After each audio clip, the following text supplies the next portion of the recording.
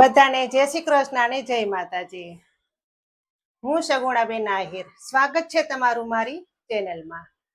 તો આજે આપણે શેર કરશું બટેકાનું શાક. કઈ રીતે બને તે જોશું. બટેકાનું શાક તો બધાની ઘરે બનતું જ હોય છે, પણ બધા અલગ અલગ રીતથી બનાવતા હોય છે. પણ તમે જો મારી આ ટ્રીક સાથે બટેકાનું શાક બનાવશો ને, તો બધાય આંગળા ચાટતા રહી જશે ને માગી માગીને ખાશે. તો ચાલો રેસીપી શરૂ કરીએ. આપણે સરસ મજાનું બટેકાનું શાક બનાવવાનું છે, તો તેના માટે મેં 500 ગ્રામ બટેકા લીધા છે. બટેકા એકદમ મોટી સાઈઝના પસંદ કરવાના. સૌ પ્રથમ તો પહેલા આપણે બટેકાની છાલ ઉખેડી લેશું.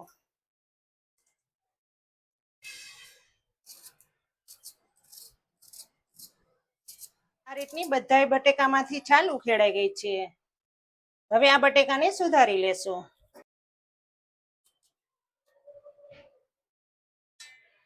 આપણે મોટા ટુકડા બનાવવાના છે.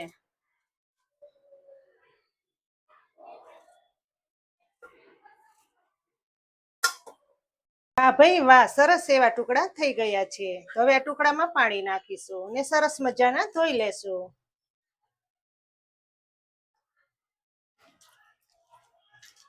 આ રીતે ધોઈને જ શાક બનાવવાનું. કેટલું ડોરું પાણી છે. હવે આ પાણીને આપણે ફેંકી દેશું.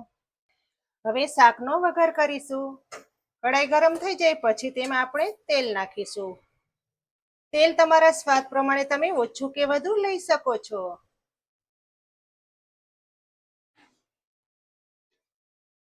આ શાકમાં થોડુંક તેલનું પ્રમાણ વધારે રાખવાનું.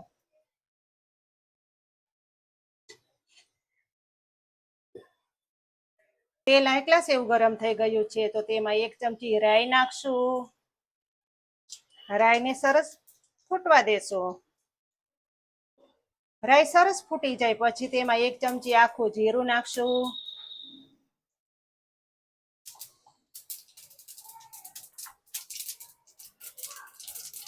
અડધી ચમચી હિંગ નાખશું. લીલા લીમડાના પાન નાખીશું. હવે બટેકા નાખી દેશું.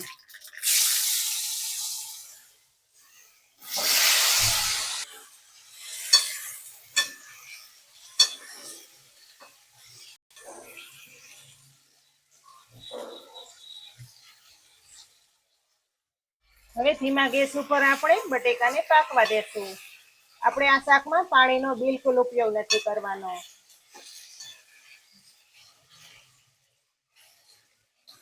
ઉપરથી થાળી ઢાંકી દેશું અને થાળીમાં આપણે પાણી નાખી દેશું. 2 થી 3 મિનિટ આમ જ પાકવા દેશું. આ રીતનું તમે થાળીમાં પાણી નાખશો એટલે વરાળમાં સરસ એવા બટેકા પાકી જશે. જો મિત્રો 5 મિનિટ થઈ ગઈ છે, તો હવે શાકને જોઈ લેશું. 50% શાક કૂક થઈ ગયું છે. આ રીતનું દબાવીને જોઈ લેવાનું. જુઓ, આરામથી ટુકડા થઈ જાય છે. 50% શાક પાકી જાય પછી તેમાં કટ કરેલા ટમેટા નાખી દેશું. ટમેટાના પણ મોટા ટુકડા રાખવાના.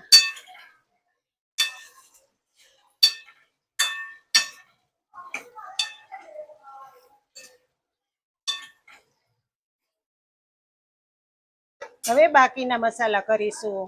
તેમાં અડધી ચમચી નમક નાખશું. સ્વાદ પ્રમાણે નમક નાખવાનું. અડધી ચમચી હળદર પાવડર, 1 ચમચી ધાણા જીરું પાવડર. ત્યાર પછી મિક્સિંગ કરી લેશું.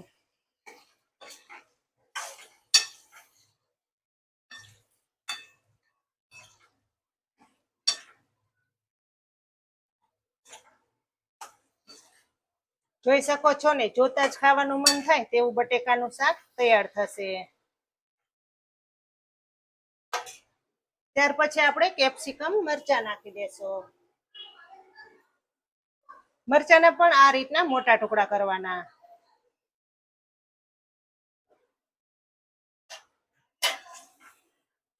ફરી પાછું મિક્સિંગ કરી લેશું, જેથી કરીને મરચા અને ટમેટા એકદમ સોફ્ટ થઈ જાય.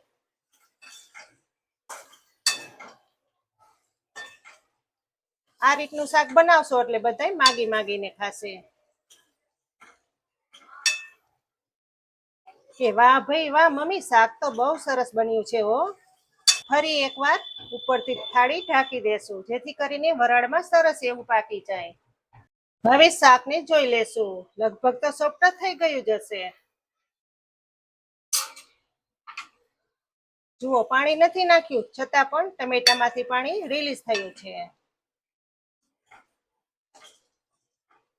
90% શાક પાકી ગયું છે. હવે લાલ મરચું નાખી દેશું. પછી આપણે લાલ મરચું નાખીશું. જેટલું ઘરમાં તીખું ખાતા હોય તે પ્રમાણે ચટણીનો ઉપયોગ કરવાનો. અમારા ઘરમાં તીખું વધારે પસંદ કરે છે.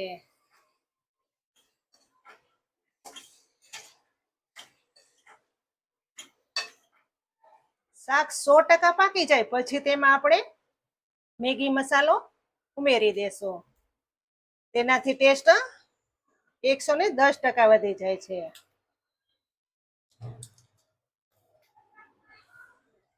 લીલા ધાણા પણ વેરી દેશું.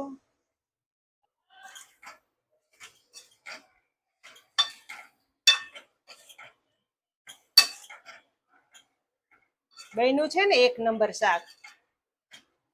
કોઈ પણ બીજો ગરમ મસાલો આપણે આ શાકમાં નથી ઉમેર્યો. હવે ગેસ બંધ કરી દેશો ને ગરમા ગરમ શાકની સર્વ કરશો. આ શાક તમે દાળ ભાત સાથે ખાઈ શકો ને પૂરી સાથે ખાવાની તો ખૂબ જ મજા આવે છે.